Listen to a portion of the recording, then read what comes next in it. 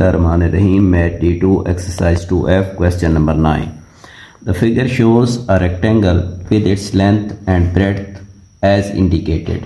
Given that the perimeter of the rectangle is 120 cm, find the area of the rectangle.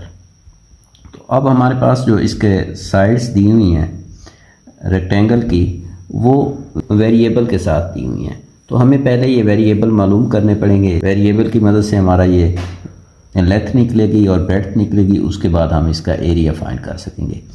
तो rectangle की property होती है कि उसकी आमने सामने की साइड्स जो हैं वो इक्वल होती हैं और उसके एंगल्स जो हैं वो 90 डिग्री के होते हैं। अब इसकी एक साइड ये नहीं दी हुई तो वो साइड उसके सामने वाली साइड के इक्वल हो जाएगी। तो वो साइड हमारी होगी 2x - 3 सेंटीमीटर, क्योंकि उसके सामने वाली साइड जो है वो 2x - 3 है। तो अब हम इसकी इस प्रॉपर्टी के हिसाब से देखते हैं कि सामने वाली जो साइड है वो एक दूसरे के इक्वल है। तो अब हम इसकी पहली जो है इक्वेशन वो लिखते हैं, सॉल्यूशन की तरफ आते हैं। तो पहली इक्वेशन है हमारे पास 3x - y = 2x + y। तो ये लेंथ है, एक दूसरे के आमने सामने वाली है, तो इसको हम इक्वल कर लेते हैं। तो अब इस लेंथ के हिसाब से हम इक्वेशन इसकी पहली बना लेते हैं। तो अब ये y जो है इसको हम इस साइड पे ले आएंगे और x को भी हम इस साइड पे ले आएंगे। तो ये दोनों इधर प्लस हो रहे हैं, इस साइड दूसरी साइड पे आएंगे तो ये माइनस हो जाएंगे। तो 3x - y - 2x - y = 0। तो ये हमारा हो जाएगा 3x में से 2x निकलेगा तो ये x आ जाएगा, माइनस का एक x और एक y और एक y, तो ये माइनस के 2y हो जाएंगे = 0। ये हमारी इक्वेशन 1 हो जाएगी। अब ये इक्वेशन जब हमारे पास 1 हो गई है, इसके बाद हम दूसरा लिखते हैं कि उसने हमें बताया है कि जो पेरीमीटर है रेक्टेंगल का वो 120 के इक्वल है। तो पेरीमीटर क्या होता है? सम ऑफ ऑल साइड्स। तो अब सम ऑफ ऑल साइड्स जब होगा तो उसका हम करेंगे। तो पहली है हमारे पास 3x - y + 2x - 3 + 2x + y + 2x - 3 = 120। जो x वेरिएबल है उसको एक साइड पे कर लेते हैं और जो y वेरिएबल है उसको एक साइड पे कर लेते हैं। तो 3x + 2x + 2x + 2x - y + y -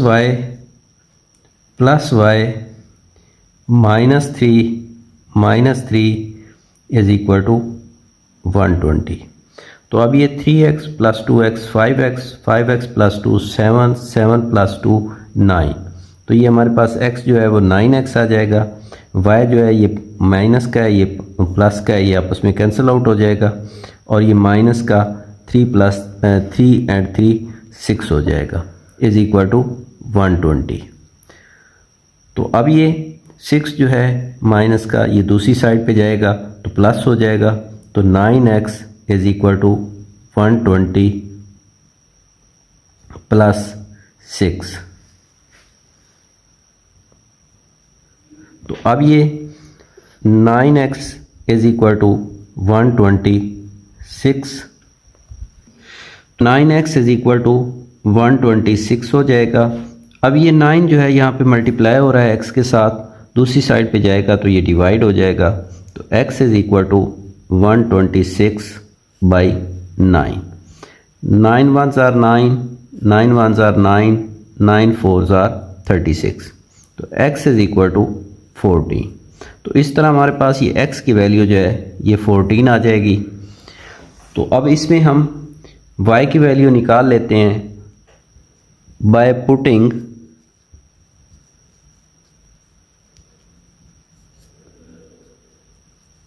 value of x in equation 1, equation 1 में पुट करके। तो इक्वेशन 1 है हमारे पास x - 2y = 0। तो x की वैल्यू हम 14 पुट कर लेते हैं। 14 minus 2y is equal to 0। तो minus 2y is equal to, अब ये 14 यहाँ पे प्लस हो रहा था, दूसरी साइड पे जाएगा तो ये माइनस हो जाएगा, माइनस 14। तो y इज़ इक्वल टू, अब माइनस 2 यहाँ y के साथ मल्टीप्लाई हो रहा है, दूसरी साइड पे जाएगा तो ये डिवाइड हो जाएगा।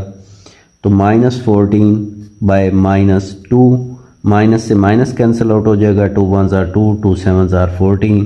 तो y इज़ इक्वल टू 7। तो अब ये y की वैल्यू हमारे पास 7 आ जाएगी। अब हमने ये x की वैल्यू भी निकाल ली है और y की वैल्यू भी निकाल ली है। तो ये x और y की वैल्यू हमारे पास आ गई है। तो x और y की वैल्यू के साथ हम इसकी लेंथ और विड्थ निकालेंगे। तो अब हम इसकी लेंथ निकालते हैं। लेंथ ऑफ रेक्टेंगल वो क्या है जी, 2x प्लस y सेंटीमीटर। तो अब ये हमारे पास हो जाएगा 2 इंटू 14 प्लस 7। तो ये हमारे पास हो जाएगा 2 14 ज़ार 28 plus 7 is equal to 35 centimetre. तो ये हमारे पास लेंथ आ जाएगी 35 सेंटीमीटर। अब हम विड्थ निकालते हैं। विड्थ ऑफ रेक्टेंगल वो है जी 2x माइनस 3 सेंटीमीटर। तो अब ये 2 इंटू 14 माइनस 3, तो ये आ जाएगा हमारे पास 28 minus 3 is equal to 25 centimetre. तो अब ये विड्थ जो है हमारे पास ये 25 सेंटीमीटर आ जाएगी और लेंथ इसकी 35 सेंटीमीटर आ जाएगी। तो अब हम जब हमारे पास विड्थ और लेंथ आ गई है तो इसके बाद हम एरिया निकाल सकते हैं। तो area of rectangle is equal to L into W, length into width. अभी हम लेंथ और विड्थ को मल्टीप्लाई कर देंगे, 35 इंटू 25।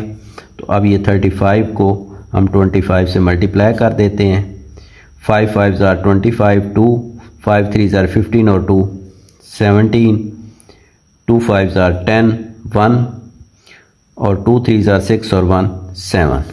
तो ये 5 आ जाएगा, ये 7 आ जाएगा और ये 8 आ जाएगा। तो ये हमारे पास आ जाएगा 875 सेंटीमीटर स्क्वायर। तो ये हमारे पास एरिया ऑफ रेक्टेंगल आ जाएगा 875 सेंटीमीटर स्क्वायर और यही हमारा आंसर होगा। और इस तरह हमारा ये क्वेश्चन कंप्लीट हो जाएगा।